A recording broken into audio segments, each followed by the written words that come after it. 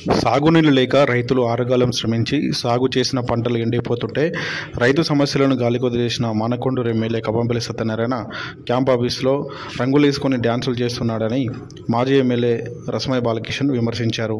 బెజ్జంకి మండలంలోని గుండారం గ్రామంలో పరకాల యాదయ్య, గైండ్ల నరసయ్య, బొప్పెన కుంటయ్య, ఎలకంటి శ్రీనివాసరెడ్డిలకు సంబంధించిన ఎండిన వరి పొలాలను బీఆర్ఎస్ నాయకులతో కలిసి పరిశీలించారు. అనంతరం రంగనాయక సాగర్ నుండి వచ్చే S5 కెనాల్ను చౌడారం దగ్గర పరిశీలించారు. ఈ సందర్భంగా రసమయ్య మాట్లాడారు.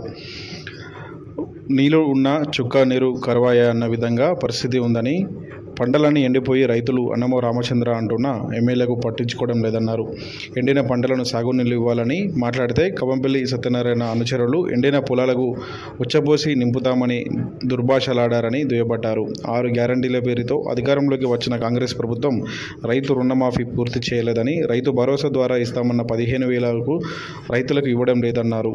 కాంగ్రెస్ ప్రభుత్వ నిర్లక్ష్య వైఖరితో ప్రస్తుతం సాగునీళ్లు లేక పంటలు ఎండిపోతున్నాయని, మేడిగడ్డ వద్ద గోదావరిలో పుష్కలంగా నీళ్లు ఉన్నప్పటికీ కాంగ్రెస్ ప్రభుత్వం బీఆర్ఎస్ పార్టీపై కుట్రతో నీళ్లను డంపింగ్ చేయడం లేదన్నారు.